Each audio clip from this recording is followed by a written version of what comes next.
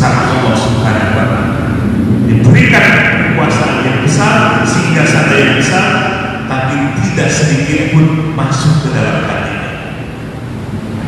Mudah-mudahan kita dimampukan mengeluarkan dunia dari hati kita. Intinya bagaimana, Bu? Keluarkan rasa kepemilikan dari hati kita. Yang memiliki hanyalah Allah Subhanahu wa Ta'ala. Ini adalah titipan dari Allah.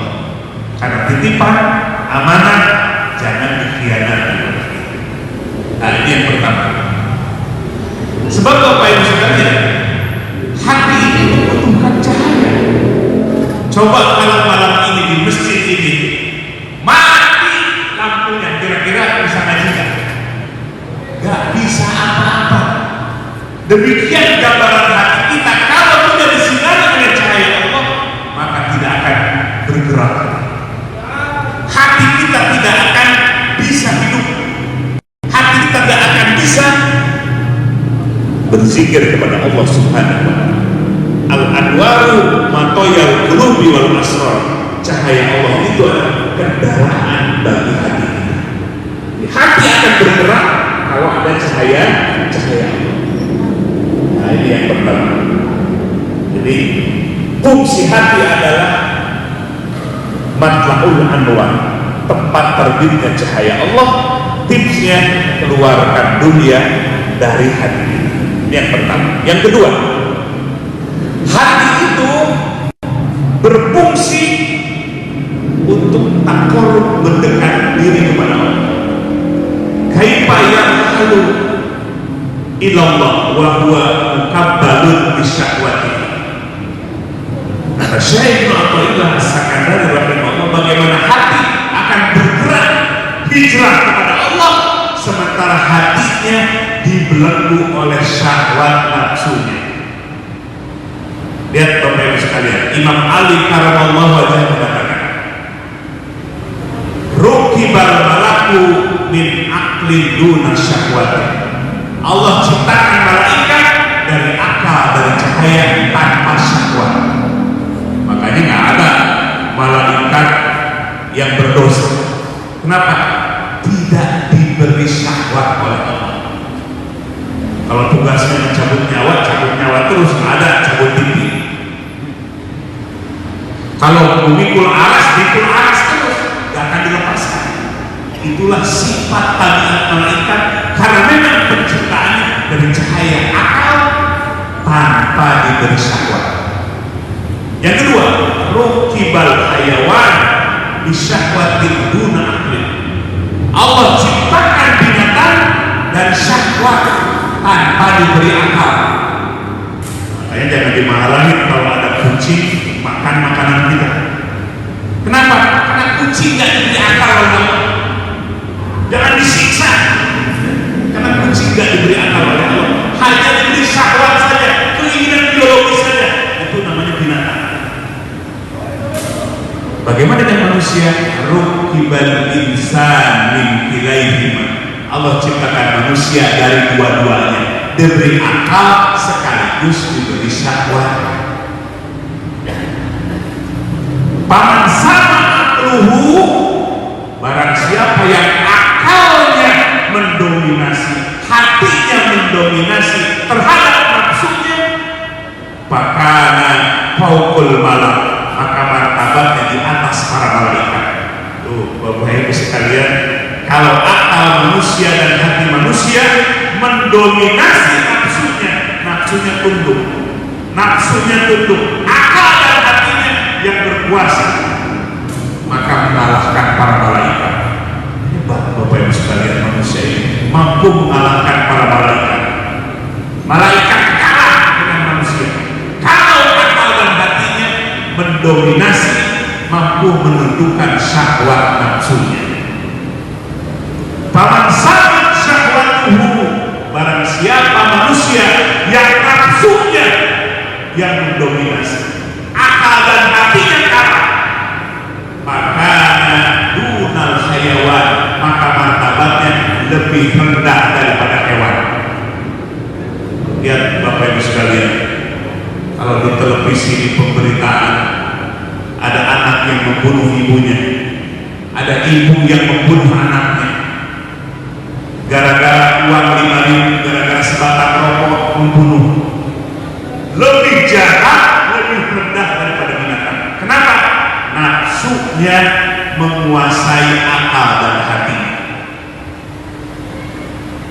Lebih rendah dibandingkan dengan binatang. Nah, maka Bapak Ibu sekalian, disinilah pentingnya bagaimana supaya akal dan hati kita menjadi raja, lalu nafsu kita menjadi tawanannya. Nah, kalau hati kita dikuasai oleh nafsu, maka hati tidak akan bisa bergerak hijrah kepada Allah.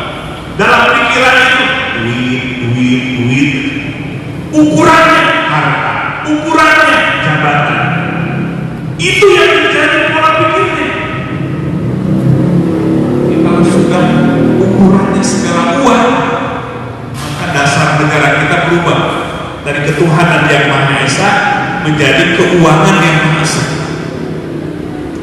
Segala dengan uang, yang atur uang, yang paling banyak uang, yang berkuasa. Ini celakanya manusia. Maka kalau hati sudah dikuasai dengan emosi, hati sudah dikuasai dengan nafsu, maka hati tidak akan bisa bergerak hijrah kepada Allah. Maka bebaskan hati kita dari perbudakan hawa nafsu kita, biar merdeka hati kita dari apa? Perbudakan hawa nafsu kita. Berangkat ke masjid lillah karena Allah, mencari ilmu lillah karena Allah, mencari rezeki yang halal lillah karena Allah, infak sedekah lillah karena Allah, semuanya lillah karena Allah. Ini tanda hati yang bergerak hijrah kepada Allah. Seluruh aktivitasnya lillah karena Engkau ya Allah, karena Engkau ya Allah, karena Engkau ya Allah. Inilah tanda orang yang hatinya hijrah kepada Allah, bergerak kepada Allah, mendekat kepada Allah. Allah menjadikan sebagai goal, Allah menjadikan sebagai tujuannya. La maksuda illallah, tiada yang dimaksud, tiada yang dituju, tiada yang dicapai kecuali Allah. Ini Bapak Ibu sekalian, hati yang sudah bebas dari hawa nafsu, hati yang bebas dari perbudakan hawa nafsu, maka akan muncul lillah karena Allah, bergerak karena Allah, bukan karena manusia, bukan karena harta, bukan karena jabatan. Bergeraknya itu lillah, Allah menjadikan sebagai tujuannya. Dalam setiap langkahnya Allah yang menjadikan tujuan, setiap kedipan matanya, tarikan nafasnya, Allah yang menjadikan tujuan. Fi kulli lamhatin wa nafasin adada ma wasi'ahu ilmullah. Ini Bapak Ibu sekalian, yang kedua, hati akan bergerak hijrah kepada Allah. Tipsnya, apabila hati kita bebas dari hawa nafsu, maka Bapak Ibu sekalian, Syekh Muhammad masih dalam kitab kita aslu kulli maksiatin wa goblatin wa syahwatin ridho anin nafsi. Sumber atau biang dari segala kemaksiatan, kelalaian hati dan syahwat adalah ketika kita ridho terhadap nafsu kita sendiri, memperturutkan hawa nafsu sendiri. Itulah biang dari segala kemaksiatan. Kalau sudah hati kita dikuasai oleh nafsu, kita turut terhadap nafsu kita sendiri, itulah sumber malapetaka kemaksiatan. Nauzubillah. Bapak Ibu sekalian, ya, Nabi ngajak kepada para sahabat setelah perang Badar. Perang Badar, perang pertama di dalam Islam, 1 lawan 10. Satu kaum muslimin menghadapi 10 orang kafir. Berat kalinya, Pak. Berat kalinya, berat sekali. Atas izin Allah dimenangkan. Setelah itu Nabi bersabda, qadimna min jihadil asghar ila jihadil akbar. Baru saja selesai perang Badar yang begitu berat, kata Nabi, yuk kita balik dari perang kecil, katanya perang Badar itu menuju perang besar. Itu sahabat sontak kaget, ada perang yang lebih besar. Bertanyalah para sahabat, ma jihadul akbar ya Rasulullah, apa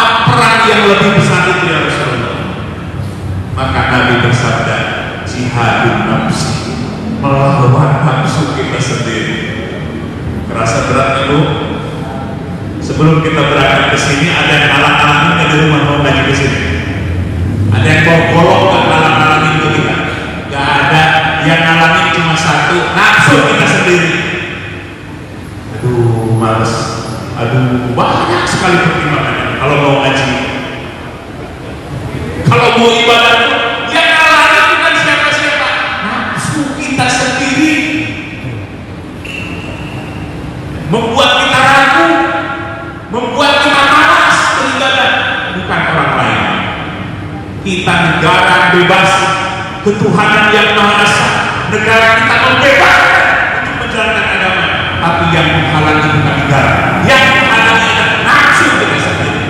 Benar apa yang disabdakan oleh Rasulullah SAW, jihadun nafsi jihadun akbar, memerangi nafsu adalah jihad terbesar kita. Sampai kapan kita perangi hawa nafsu? Sepanjang hayat kita. Jangan pernah menyerah dengan hawa nafsu kita sendiri. Sepanjang hidup lawan tundukkan hawa nafsu kita. Maka kata Imam Al-Ghazali mengarang kitab terakhirnya namanya Minhajul Abidin.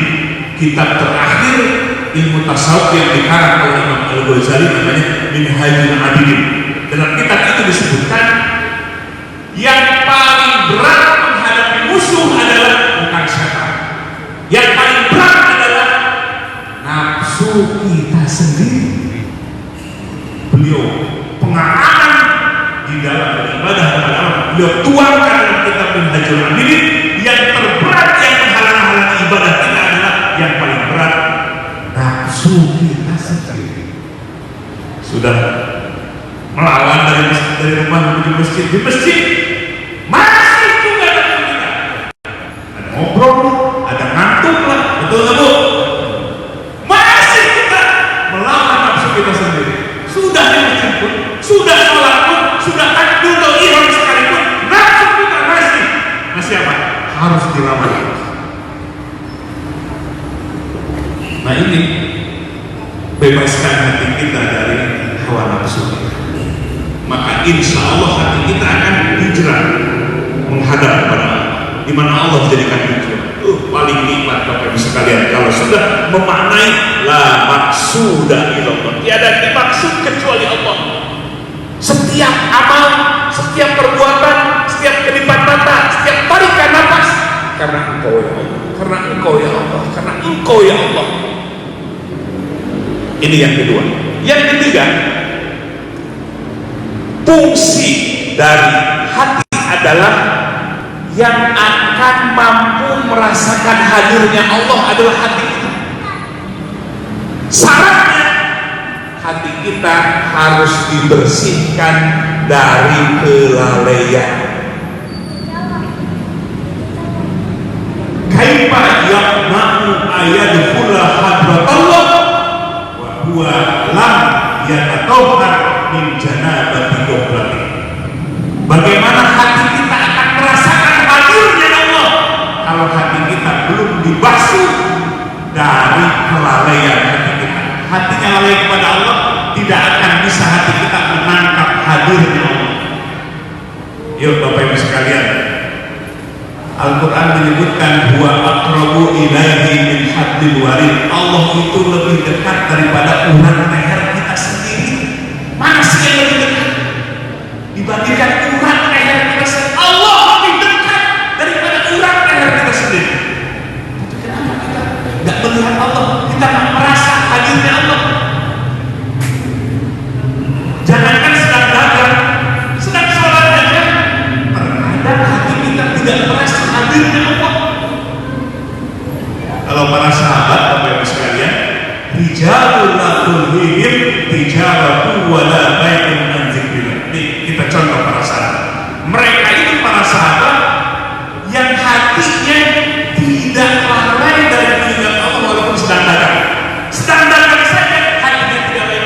Apalagi sedang di masjid, apalagi sedang zikir, apalagi sedang salat. Nah bagaimana kalau orang sedang salat saja lalai dari Allah? Bagaimana sedang dagang? Bagaimana sedang bisnis, sedang sholat saja hati kita lalai dari Allah? Mudah-mudahan hati kita dijauhkan dari kelalaian. Kapan lagi Bapak Ibu sekalian kesempatan untuk ada dari Allah memperbaiki hati kita, mengkritik hati kita? Ini kesempatan terbaik bagi kita. Mumpung Allah berikan kesempatan bagi kita. Kesempatan di dunia ini mahal, akan menentukan nasib kita selama-lamanya. Maka yang ketiga ini, bangkitkan, jangan wala takun minal ghafilin. Janganlah kalian termasuk orang-orang yang hatinya lalai dari Allah. Jadilah hati yang selalu zikir kepada Allah. Pasti hati kita akan merasakan hadirnya. Ternyata Allah itu benar-benar dibandingkan dengan urat leher kita sendiri. Mau kemana saja Allah melihat. Kita sedang berdua, yang ketiganya Allah. Kita sedang sendirian, yang keduanya Allah. Merasakan hadirnya Allah bagi hati yang bebas dari kelalaian, bagi hati yang selalu zikir kepada Allah. Jadi Bapak Ibu sekalian, ini wiridnya suka dibaca nggak? Setelah sholat itu melatih hati kita. Tasbih 33 kali, durasi 33 itu latihan saja. Seperti push up untuk melatih fisik kita, push up 10 kali, 30 kali, supaya apa? Latihan. Tasbih 33 kali, tahmid 33 kali, tahmid 33 kali, melatih hati kita supaya keluar dari masjid hatinya masih subhanallah, alhamdulillah, Allahu Akbar. Inilah amalan wali-wali Allah. Adzikru mansyurun wilayah, zikir adalah tanah kewalian. Kalau kita ingin tahu wali Allah, itu yang hatinya tidak putus dari mengingat Allah. Itu wali Allah, hatinya tidak putus dari mengingat Allah. Hatinya tahu tersambung dengan Allah. Nah, hati seperti inilah dia akan merasakan hadirnya. Mau berbuat dosa, Allah melihat. Mau malas-malasan, Allah melihat.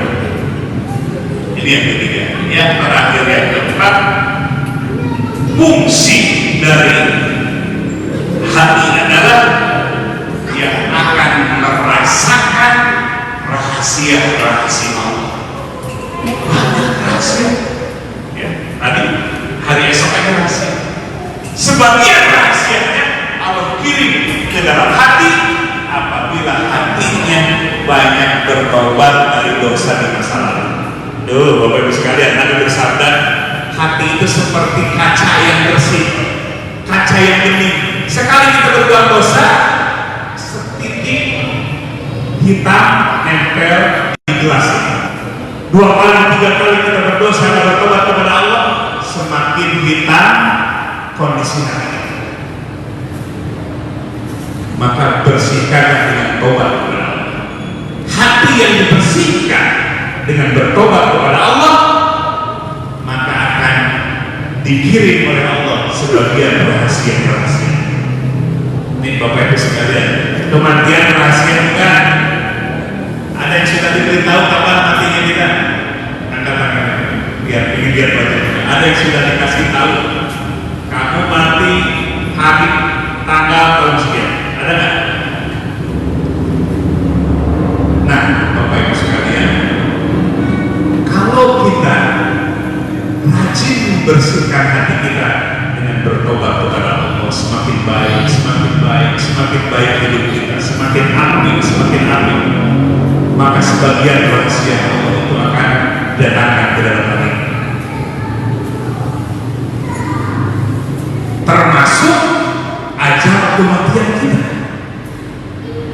Ajal kematian kita yang misteri, yang gaib, yang rahasia dikirim kepada kita, sehingga kita akan semakin mempersiapkan kematian. Sebab kita tidak akan bisa berlari dari kematian. Kita jangan takut dengan kematian, tidak bisa lari dari kematian. Yang terbaik adalah al-isti'dadu lil mauti qabla nuzuliha. Persiapkan kematian sebelum kematian itu tiba. Pasti kematian itu kematian husnul khotimah, kematian yang indah. Jangan sampai kematian kita mendadak. Ya, kematian kita mendadak. Maka kita berkumpul di malam ini dalam rangka mempersiapkan kematian kita. Yuk kita persiapkan kematian kita. Ada 2 pilihan kematian kita, husnul khotimah atau su'ul khotimah. Baik ujungnya atau buruk ujungnya. Itu tergantung dari persiapan kita mulai malam ini. Haji kita, tahajud kita, baca Quran kita, sodakoh kita jadikan sebagai persiapan kita akan pulang kepada Allah. Fatamannawul mauta kuntum shodiqin. Kalau sudah sidik iman kita, jujur iman kita, pasti akan menunggu kapan kematian itu akan tiba. Bapak Ibu sekalian, di Tasik ada beberapa jamaah yang usianya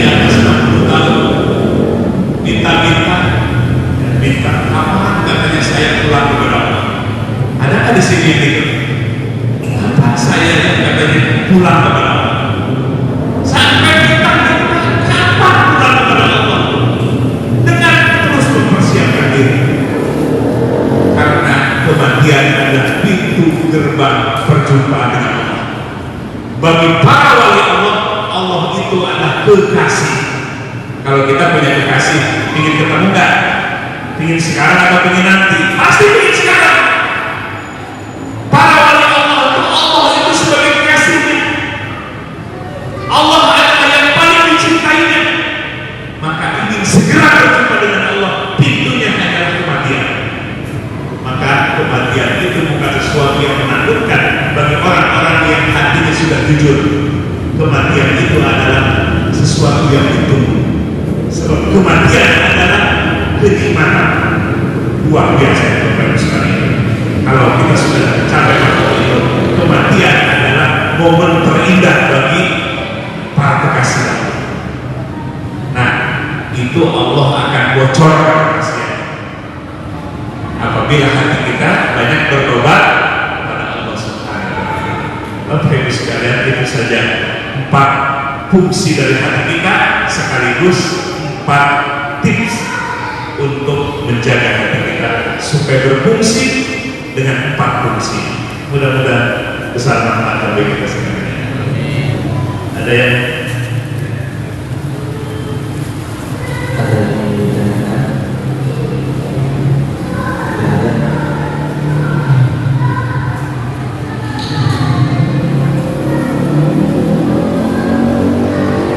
Mohon saya untuk tutup kajian ini dengan doa. Assalamualaikum warahmatullahi wabarakatuh. baik Bapak Ibu sekalian, hari kita tutup dengan doa di mana para malaikat mengaminkan doa di majelis zikir. Sebab ada malaikat yang dikirim dari langit namanya Sayyar. Tugasnya mencari majelis ilmu dan zikir, majelis yang menghidupkan hati kita menjadi tersambung kepada Allah. Baru duduk para malaikat di situ. Kemudian Allah perintahkan, dengarkan apa keinginannya, aku akan kabulkan. Mau dikabulkan doa kita?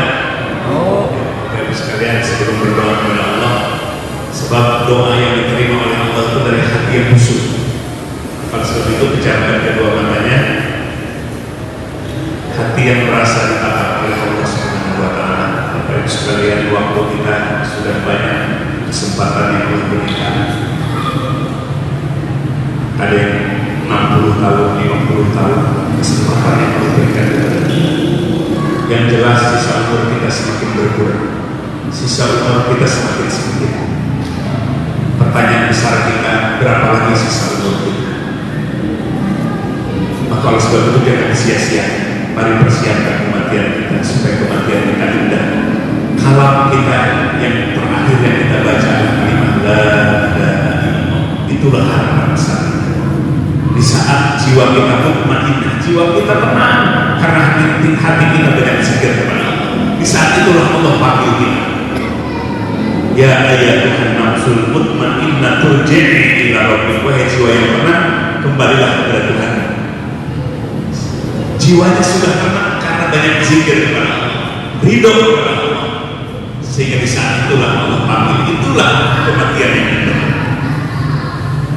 Jamaah sekalian, kesempatan aku masih ada. Mari kita bersihkan hati kita, pelihara dan rawat hati kita, jaga hati kita, supaya hati kita menjadi hati yang berfungsi dengan sebaik-baiknya. Mari angkat kedua tangan kita. Allahumma sholli ala sayyidina wa habibina wa syafi'ina wa maulana Muhammad wa sallim wa radiyallahu tabaraka wa ta'ala an kulli sahabati rasulillahi ajma'in. Allahumma ja'alna hadina mahdiyin wa radallina wa la mudillin barrun rahimun jawadun karim. Allahumma ftah alaina butuhal anbiya wal awliya bijudika wa karamika ya arhamar rahim. Ya Rabb, ampuni seluruh dosa-dosa kami. Ya Rabb, ampuni seluruh kezaliman-kezaliman kami yang kami perbuat baik sengaja maupun tidak sengaja, yang kami perbuat dari mulai batin sampai malam. Ya Rabb, kami tidak mampu menghitung dan menyebutkan dosa satu persatu saking banyaknya dosa kami. Tapi kami meyakini Engkau adalah Al-Ghafur yang Maha Pengampun. Engkau adalah Al-Ghaffar yang banyak pengampun. Ampunanmu lebih banyak dibandingkan dengan dosa hamba-Hamba. Ampunanmu lebih besar dibandingkan dengan besarnya dosa hamba-Hamba-Mu ya. Ya Rabb, bersihkan hati kami dari seluruh penyakit ujub, bangga diri, penyakit takabur, sombong, penyakit ria, ibadah ingin dilihat oleh orang lain, penyakit hubbu dunia, cinta kepada dunia, merasa memiliki kecintaan yang mendalam dalam dunia. Bersihkan hati kami. Ya Rabb, ampuni dosa kedua orang tua kami, ibu yang telah mengandung, yang telah melahirkan, yang telah merawat, yang telah membesarkan, ayah yang telah melakukan banting tulang, peras keringat. Kami belum banyak berbuat baik kepada mereka. Bahkan ada di antara kami orang tua yang sudah tidak bisa menatap lagi wajahnya, tidak bisa berkumpul lagi dengan kami. Kami belum banyak berbuat baik kepada mereka. Bahkan di saat hidupnya kami sering melukai perasaan mereka. Jadikan ya Rabb dalam wajahnya Raudhatun min riyadhil jannah, taman-taman surga yang membahagiakan mereka. Ya Rabb, bangkitkan hati kami selama-lamanya. Ya Rabb, bersihkan hati kami selama-lamanya, supaya kami bisa mengisi lebaran demi lebaran kesempatan yang Kau berikan kepada kami, dijadikan sebagai ibadah. Setiap keribat mata, tarikan nafas, sebagai ibadah, sebagai zikir, mengingat nama-Mu ya Rabb. Ya Rabb, persiapkan kematian kami, supaya kematian kami kematian husnul khatimah. Jauhkan kematian kami dari kematian su'ul khatimah. Akhiri kalam kami dengan kalimat la ilaha illallah. Ya Rabb, jauhkan kematian kami dari kematian su'ul khatimah, kematian orang-orang yang lalai, kematian orang-orang yang sibuk dengan dunia, melupakan Allah, melupakan akhirat, bahkan mati di tempat kemaksiatan. Jauhkan su'ul khatimah dari keluarga kami, sahabat-sahabat kami ya Rabb. Ya Ghaniyu amdina bifadlika amman siwa. Wahai Zat yang Maha Kaya, limpahkan rezeki yang penuh keberkahan. Engkau bukakan keberkahan pintu langit dan pintu bumi. Jadikan semua harta yang diberikan kepada kami amanah adanya, menjadi sarana ibadah dan dakwah kami. Ya Rabb, jauhkan harta yang menjadi malapetaka bagi kami, yang membuat kami semakin jauh dari Rabbana hablana minas shalihin. Ya Rabb, anugerahkan kepada kami anak-anak yang soleh. Di saat kami sudah di alam kubur nanti, ada anak-anak kami, cucu kami yang memakmurkan masjid ini, yang menyebarkan manfaat, yang mendakwahkan agama, yang mengajarkan agama, menyebarkan kemanfaatan kepada masyarakat yang lebih luas. Rabbana hablana min azwajina wa dhurriyyatina qurrata a'yun waj'alna lil muttaqina imama. Ya Rabb, jadikan keluarga kami yang Kau sinari dengan cahaya. Rabbana atina fid dunya hasanah wa fil akhirati hasanah wa qina azabannar. Ya Rabb, mumpung kami masih hidup di dunia, berikan hasanah kebaikan dunia bagi kami, dan berikan hasanah akhirat bagi kami. Bangkitkan dari kubur menuju mahsyar di bawah tempat bendera Rasul Muhammad SAW. Ya Rabb, ketika di hari pengadilan nanti mulut dikunci, tangan berbicara, kaki memberikan kesaksian, tidak ada dusta dan rekayasa di pengadilan akhirat. Jadikan ponis kami menjadi penghuni surga beserta para nabi, siddiqin, syuhada, sholihin. Subhana rabbika rabbil izzati amma yasifun wa salamun alal mursalin walhamdulillahi rabbil alamin. As'aluka al-ijabah bi barakati ummil kitab al-Fatihah.